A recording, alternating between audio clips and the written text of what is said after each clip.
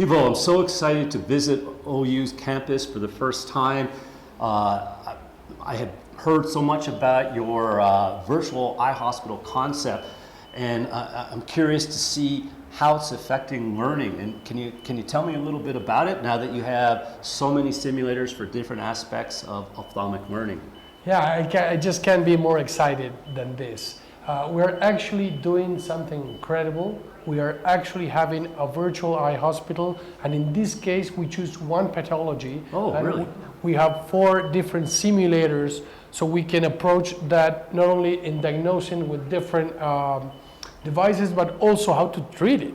Okay. Can you maybe help me understand? So everybody's practicing the management of diabetic retinopathy? Interesting. Yes. Okay. Yes. So let's start from the beginning. Okay. Diabetic retinopathy is a huge problem worldwide, and we need to train not only ophthalmologists but optometrists, or maybe people who are general physicians or people related to health. And in this case, we have an amazing colleague from Estonia here that she's doing with direct ophthalmoscope. She's seeing some manifestations in the retina about diabetes.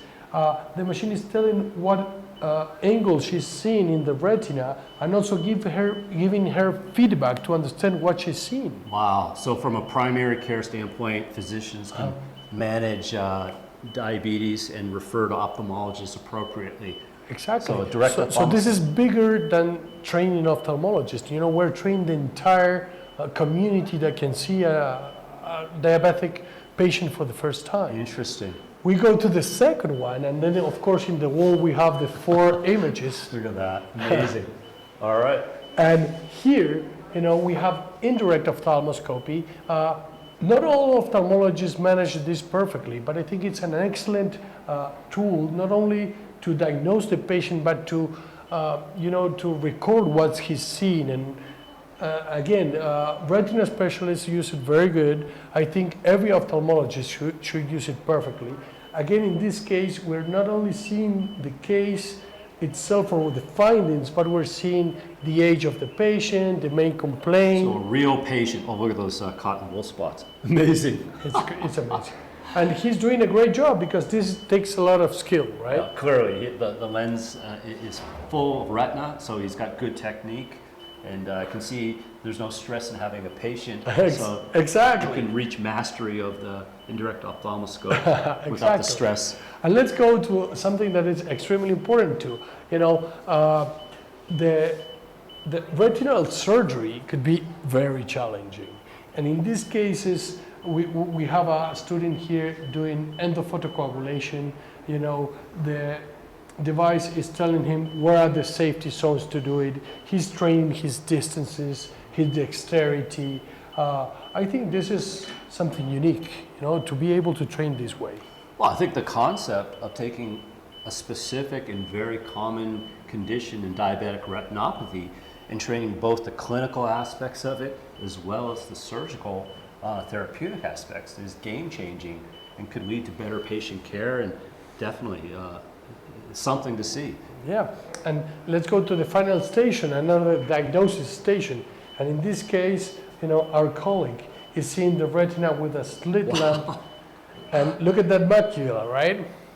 I think it's extremely important also, to have standardization, and to really, when you're seeing a diabetic patient, to have an objective way to put what you're seeing, so other colleagues can understand that and have a correct treatment. Incredible. So indirect ophthalmoscope, direct ophthalmoscope, slit lamp microscopy, surgical simulation, all together creating this concept that you call the virtual eye hospital. Exactly. Amazing, amazing. And all completely independent of patients. So students can practice risk-free, have a standardized experience. Well, the power of simulation, I think it's endless.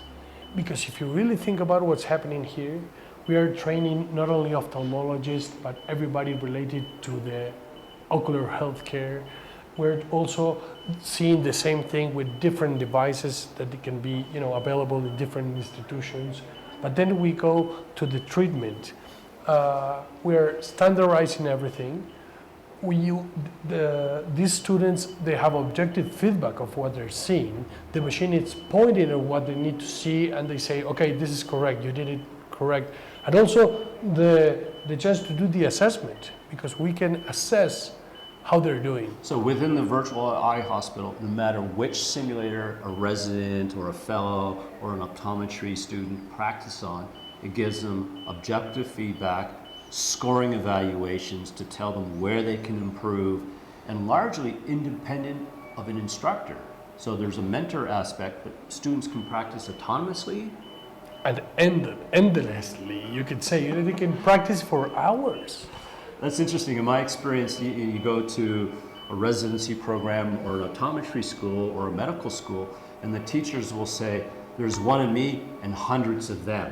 So how can you be there for everybody? And to have the teacher supported by technology so that students have risk-free practice that generates feedback and performance data is game-changing. So I really admire what you've done. And also, you know, since of what you're saying, it's technology plus methodology, but this also allows you to be creative in teaching. So when you see this, I'm pretty sure that people are going to come, retina specialists are going to say, oh, why don't we do this? Why don't we do that? So this environment allows creativity to grow. So we're changing education little by little through technology, mentorship, and methodology. Well, amazing. Thank you for sharing your experience. And This is industry and academy converging and working together. good stuff. Thank you. All right. Nice.